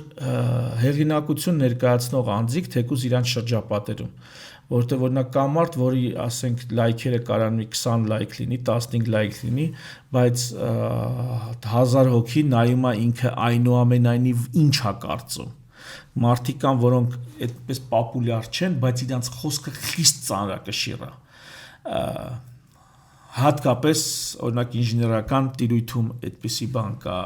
Դու նայում ես ամեն դեպքում ահա ինքը ինչ ասում։ Օրինակ Հակոբ Բադալյանը բավականին ցածր 1500-2000 տեսանելիությամբ բաներ եթերներ անում, բայց ես շատ իմ համար շատ ուղենշային է իր անալիզը։ Հա, որովհետև այտենց մարդիկ ոչ թե տենց ռոք երգիչներ կամ ռաբիզ երգիչներ կամ այտենց մարդիկ ինժեներ, չգիտեմ, բժիշկ, իրավաբան,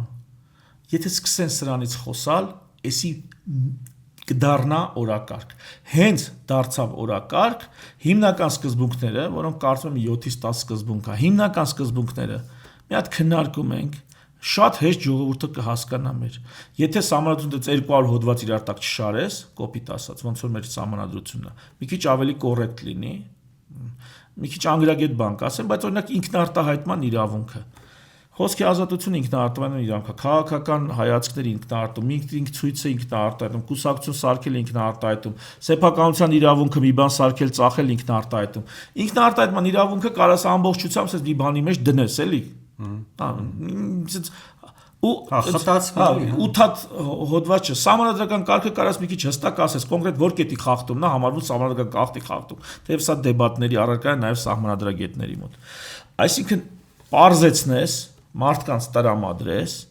շատ շուտ կյուրացնի մեր ժողովուրդը, շատ շուտ։ Ես հատկապես ողջավորված եմ այս ընտրություններից հետո այդ 59-60% մասնակցայնությամբ։ Եթե հաշվի առնենք, որ մի քանի 100,000 մարդ այսպես թե այնպես երկրում չէին, այսինքն անունները ցուցակներում կային, բայց իրանք գտնվում են արտասահմանում կամ արտագնա աշխատանքի մեջ ու նրանց էլ հետը հաշված 60%, դա նշանակում է իրականում 70-75% մասնակցություն ա եղել արկա բնակչության հաշվառեն, որ եկել են ու ընտրել են։ Եկած ընտրածները մի 10,000, 5-10,000 մարդ թողել լինի, այդ հաշվարկները այդտեղ ցույց տալի էլի, որ նույնիսկ ընտրածները չէ, ընդհանրապես ավել մարդ եկել է 5-ից 10,000 անցած տարվա համեմատ։ Այնպես որ այս ինձ շատ է ոգևորում, որ սա լուրջ քաղաքացիական եւ քաղաքական գիտակցություն է, շատ լուրջ։ Ավելին ասեմ, եթե տենց առաջ ասում եմ միջին վիճակագրական քաղաքացին որպես ավելի տես ցածր գիտակցության ներկայացուցիչ է ես պատկերացնում, հիմա ես այս ընտրություններից հետո գնահատականս վերափոխել եմ։ Ուրեմն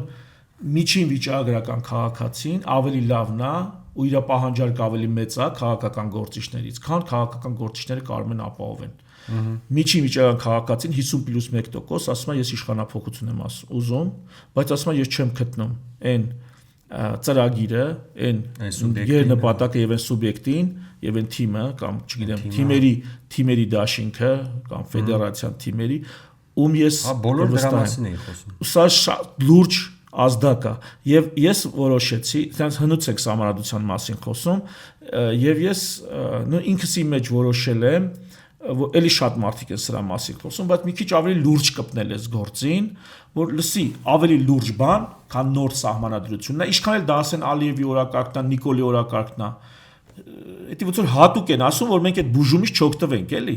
որտեվ գիտեն, հենց մնում ենք առանց այդ բուժման, առանց այդ փոփոխության, դեգրադացիան sense-ից գնալու ու էլ ավելի վատ ու էլ ավելի վատ։ Բայց եկեք մտածենք առաջինը, շփվենք, միգուցե մի լավ բան դրանից դուրս կգա։ Հայկ ջան, ուզում եմ մի հատ հետընտրական իրավիճակին էլ անդրադառնաս։ Այս պայն ու գնահատական տաս ինչ ունենք, ոնց անցավ։ Դե խախտում դիմում են սահմանադրական դատարան, չեն դիմում եւ այլն։ Այդքան դրան չեմ կարևորություն տալի, իհարկե օրինակ սահմանադրական դատարան դիմելը բան այդ ամեն ինչը մի քիչ ժամանակ են շահում արտաքին միջամտությամբ եւ արտաքին բանակցություններով, օրինակ Ռուսաստանի կողմից բանակցություններով ինչ որ բան կարա փոխվի, կարա նոր ընտրություն նշանակեն, կարան չնշանակեն, դա կախված այդ բանակցությունները ինչ արդյունք կտա։ Համենայն դեպս ընտրությունները վատ ընտրություններ էին, լավ էին, որ շատ մասնակցություն եղավ, լավ էին, որ ինչպես քվեարկեցին ժողովուրդը, ես ահագին գոհ եմ այդ քվեարկածից, այլև ասում 50% + 1 մարդ ասում է ես իշխանափոխություն եմ ուզում, սա շատ լավ արդյունք է եւ ամեն դեպքում լուրջ խախտումներ պետական մասշտաբի այդ թոշակները դա ընտրակաշարք է, այդ ապահովագրությունը դա ընտրակաշարք է։ Այսօր նույնիսկ այսօր երեք պարլամենտում ինչ տեսել ԱԺ падգամավորը առողջապահության նախարարին ասում է Ֆահուստային ֆոնդից եք փող վերցել, դու պատկերացնում ես ինչ ձևի անվոտ ու գլուխ հաշվարկես, որ ֆոնդը բացնի հունիս չհասած ու դու պահուստային ֆոնդից փող վերցես, ասես պահուստային ֆոնդից թոշակ էին տվել։ Այսինքն այս տարվա պահուստային ֆոնդը, որ արտակարգ իրավիճակների եւ այդպես ծայրահեղ դեպքերում կիրառելու համար է, որպես պահուստային ֆոնդ, արդեն դրանից համ թոշակներ են ուղարկել, համ առողջապահական համակարգի այսպես պակասորտն են փակում, էլի փողեր կճարեն իհարկե, ինչ որ ձև դες ամեն ինչը ձգձգելու եւ խայտարակ չլինելու համար, բայց սա ինչ չի, սա ազնիվ չի։ Սա ազնիվ չի, էլի չեսնի, չէ՞ ժողովուրդ ցենտրություն չեն անում։ Բայց հիմա իրանք թողեցին, որպեսզի օլիգարխ, նախին նախագահ 2 ժամկետ իշխած։ Իրանք թողեցին, որ հիմնական մրցակից դառնան իրանք նրանց ֆոնին հանդես էին գալի որպես ավելի լավը, եւ հիմա իրանք էլ մեղադրում են չգիտես ինչերում, այն դեպքում իրանք տասնապատիկ ավելի շատ են արել։ Ես այս օրինակը բերել եմ, մի հատ էլ բերեմ։ Եթե Սամվել Կարապետյանը ընտրակաշարքի ձևով մարդկանց հիվանդանոցի փող ա տվել, բաժանել, որ գնացել 10 հոգի բուժվել են իր տված փողերով, տենց գաղտնալսումների մեջ տենց բան կարել, հիվանդանոցի համար փող էին ուզում, բժիշկի փող էին ուզում, դեղի փող էին ուզում։ Ու դա եթե համարվում ընտրակաշարք, ապա նույն բանը ամբողջ երկրի մասշտաբով առողջության ապահովագրության ձևով կիսատ պռատ ընտրություններից 5 ամիս առաջ դրել եք։ ինչով է, ասենք Սամվել Կարապետյանի արած ընտրակաշառք ձեր արածը բան նորմալ բան։ Դե այս ընդդիմությունը, այս իշխանության երազանքի ընդդիմությունն է, շատ կառավարելի լծակներ ունեն եւ որտեվ կորցնելու բան ունեն, բազմաթիվ քրեական գործեր ունեն եւ այլ եւ այլ եւ այլ։ Բայց այս ընդդիմությունն էլ ախր կարար չէ մի քիչ ուրիշ ձև վարվի, լսի։ Հիմա ոնց է Մանթաշովը տվել է փողը, որ գնան ուսանողները բան զարգանան։ Բազմաթիվ քաղաքական ուժեր կային, այդ թվում ջահել։ Կարային այդ քաղաքական ուժերին աջակցեին առանց պահանջելու ինչ-որ բան, ուղղակի ֆինանսավորեն երկրի զարգացման, երկրի քաղաքական դաշտի թարմացման, սերնդափոխության զարգացման համար։ Ասենք այդքան տանել, բաժանել ստեղ-ընդեղ գրասենյակներում կամ շտաբերում աշխատավարձ տալու փոխարեն, դուք տեսնում եք քաղաքական դաշտում կան չէ տաղանդա որտեղ ախպեր տվեք ինչի չեք տալի, ձեզնից ինչ է այդում։ Եթե դու պետք է ասենք, չգիտեմ, մի քանի միլիոն դոլար ծախսես, հեչի պես մի քանի միլիոն դոլար, այ մարդ տար մի 100-200 հազար դոլար էլ իրանց վրա բաժանի։ Թող չիմանան էլ որ դու ես տվել։ Թող դաշտը մի քիչ իրանք էլ չիմանան որ դու ես տվել։ Այդ թողը նիքո ու Աստծո միջև, այսինքն որ կախվածություն չլինի էլի։ Տարեք տվեք, նույնը վերաբերում է Ծառուկյանին, նույնը վերաբերում է Քոչարյանին։ Փողատերեք, հալալը ձեզ։ Ինչի՞ չէ քաղաքական դաշտին։ Առողջացման ներառում։ Այո, առողջացման, թե պետք է անպայման ձեր դեմքով լինի դա, անպայման դուք պետք է լինեք։ Դե եթե անպայման պետք է դուք լինեք, դե գնացեք եղեք։ Մենք ինչ ունենք դրա համար։ Լավ, Հայկ ջան, բացի սահմանադրական նախագծի մշակումից փոփոխություններից երկարաժամկետում քաղաքական առումով, քաղաքական դաշտում գործելու առումով ինչ պլաններ ունես։ Լսի բժշկությունն եմ ուզում թափ տամ, որովհետև ահագին այդ առումով առողջապահական ոլորտը, այսինքն։ Չէ, իմ բժշկությունն, ես բժիշկ, պրակտիկ բժիշկ եմ, բժշկություն, առողջապահական ոլորտը, չեն լսելու, անելու են ինչ որ անելու են, այսի ամեն ինչ հնարավոր կլինի վերանայել, կարծում եմ, եթե իշխանության գանք, հնարավոր է այդ ժամ կամ այդ իշխանափոխությունը լինի, ասեն ոնց են կանում այդ ապահովագրությունը, որ իրականից էֆեկտիվ աշխատի եւ այդ նույն հավաքագրված փողերով, բազմապատիկ ավելի մեծ արդյունք ստանանք։ Այդ ժամանակ ինչ որ բան հնարավոր է,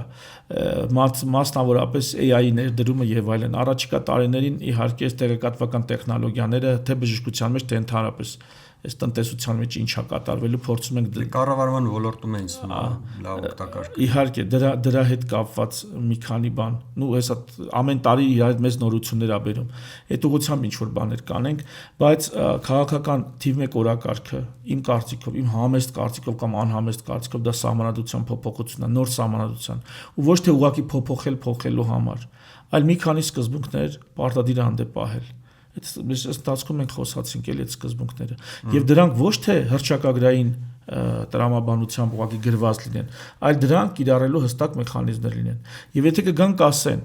որ գիտես մեր ժողովուրդը բայց պատրաստ է, բայց սենց անենց է, այս ժողովրդի հետ այդքան կապ չունի, եթե անկեղծ։ Հա, բաներ կան, որ ոչ մի օրինակ ժողովուրդը բնականից նախագահական համակարգի ժողովուրդ է։ Խիոտ է բնությունն է այդպեսին։ Բնությունը այդպեսին է, մարդիկ տենց դեմքով են ուզում։ Մարդիկ նույնիսկ դեպուտատ ընտրելուց դեմք են ուզում, ոչ թե կուսակցություն։ Ասում է Տիգրան Արեգունունն եմ ուզում։ Ասում է, հա, բայց որպեսզի Տիգրանը գա, հետը պետք է գա Չալոն, Բալոն, N+, այ կգնաս իրանց կուսակցությունը կընտրես, որ Տիգրան, ասում է, ես նրանց չեմ ուզում, ախր։ Ես չեմ ուզում նրանք։ Ես հենց Տիգրանին եմ ուզում, Հայկին եմ ուզում, Պողոսին, Վաչիկին ու Անահիտին։ Ես իրանց եմ ուզում։ Ու դա նորմալ է։ Իսկ այն մնացած առումներով, որ ժողովուրդը կկարողանա իրավական, շատ հեշտ կկարողանա։ Ոչ մի դժվար բան չկա։ Մի երկու անգամ իրավապահ համակարգը նորմալ իրեն ցույց է տալիս։ Իրավապահ համակարգն էլ է այտենց մակարդակների բաժանած։ Գիտես ինչի, որովհետև հանրապետական մասշտաբից չպետք է գնան այն ամենավերջի պարզ հանցագործ։ Նրանք պետք է վերահսկեն, որ սրանք նորմալ աշխատեն։ Սրանք աշխատում են, միշտ իմանալով որ նրանց վերահսկում են։ Իսկ հիմա ո՞նց է։ Վերևից նախարարությունը նստած է, ով է իրան վերահսկում։ Ըստ էության ոչ ոք։ Ոչ ոք։ Ախի պետք է շահագրգիռ լինի։ Դրա համար ամբողջ պոտենցիալը տանում են իբրև թե ընտրակաշառքների, այսպես բացահայտման, միտինգ ծրման, միտինգների կանխարգելման, ամբողջ պոտենցիալը սրա վրա։ Դա մի խոսքով սահմանադրության փոփոխություն։ Սա իմ կարծիքով թիվ 1 ներքաղաքական օրակարգը պետք է լինի։ Եվ եթե սա հաջողենք, հաջորդ օրը կարաս նշանակես ընտրություններ։ Պարտադիր չի ասենք ազգային ժողովը ցրես, օրինակ երկպալատ պարլամենտ որը լինի, անցումային դրույթով կարաս վերին պալատը ընտրես, նախագահ ընտրես, ստորին պալատը որպես այս ազգային ժողովը թող շարունակի մինչև ենթադրենք, չգիտեմ, 2 տարի էլ։ Լավ, Հայկ ջան, ամաց ամփոփենք ու եթե ինչ-որ բաց հարց մնացել է, որ կարևորում ես, որ դրա մասին խոսաս, դրա մասին էլ խոսանք ու այսօրվա թեմայի մեջ չէ։ Ուրեմն մեր վերջի ավանդական հարցը տամ, ինչպիսի երկիր է երազում կառուցում Հայկ Մանասյանը։ Եսի։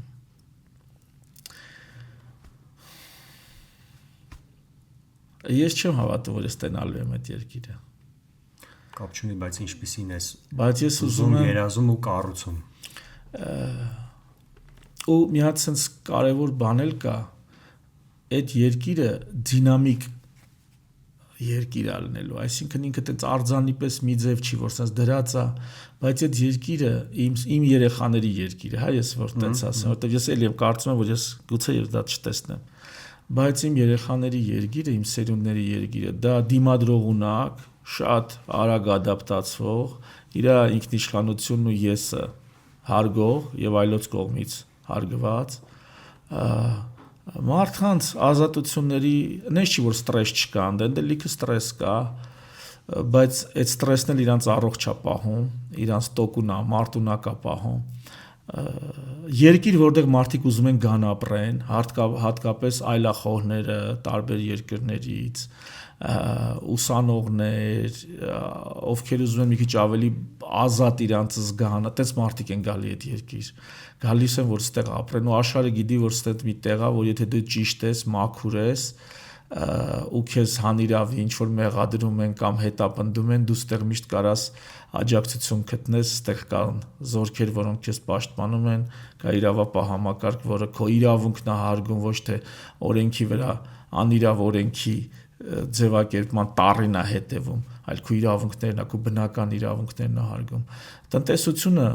նորմալ տնտեսություն է, բայց նաև մշակույթ, բնություն, հանգիստ լինելու բան կա, հնար կա, որ մարդիկ այդ ամբողջ պայքարի արդյունքում գիտեն էլի վերջում ինչ են, վերջում գնում են տուն ու ինչ որ կա մշակույթ, դա էլ է շատ կարևոր, որովհետև այս ամեն ինչը վերջին հաշվով ինչի համար է, որ վերջում այդ մշակութային գոյությունը մեր, վերջի մարդը մշակութային էակ է, համ քաղաքական էակ է, համ էլ մշակութային էակ է, մշակված մշակութային էակ է, ու այդտենց մշակութային երկիր եմ նաև պատկերացնում, որ այդ ամբողջ աժոտաժից դուրս կա նաև հանգիստ ու մի հատ էլ բան ասեմ, ու կան այդ մարզային, ես պատկերացնում մարզերը շատ զարգացած, ոչ թե քաղաքի տիպի զարգացած, տես չէ, մարզի տիպի, ռայոնական, ավելի սենց բարեկեցիկ մարզեր, որտեղ քաղաքներից գնում են հանգստանալու համար, կամ հենց գնում են ընդեղ են մնում, որպեսզի ավելի հանգիստ միջավայրում, ու ավելի այսպես ինտենսիվ աշխուժները քաղաքներում են իրանց էներգիան սպառում, ավելի խաղաղասերներ հանդարտները իրանց տաղանդը ռեալիզացնում են շրջանային, մարզային կյանքի մեջ, սենց բաներ եմ պատկերացնում։ Շատ լավ երազանք ու նպատակ ունես Հայկ ջան, շնորհակալություն։ Ես լավ շնորհակալ։ Փոփենք, կհանդիպենք Լուսահար podcast-ում։ Եթե այս զրույցը կարևոր էր քեզ համար, աջակցիր Լուսահար podcast-ին։ Լուսահար podcast-ը ստեղծում է կամավորական մեծ ջանքերով եւ ցանկացած աջակցություն կարևոր է մեզ համար։ Աջակցել կարող ես բաժանորդագրվելով, կիսվելով, տարածելով, ինչպես նաեւ նվիրատվությամբ։ Նվիրատվությունները կուղղվեն խմբագրական աշխատանքներին, տեխնիկական վերազինմանը եւ ընդհանուր նկարահանմանը։ Աջակցել կարող ես Re-Armenia հարթակում, Bartsun.am կայքում եւ Հայն հաշմիհամարով, որը դրված է նկարագրության մեջ։ Կարող ես միանալ նաև քո մասնագիտական փորձառությամբ, որի հղումը եւս դրված է նկարագրության մեջ։ Շնորհակալություն բոլոր նրանց, ովքեր արդեն աջակցում են Լուսահար podcast-ին։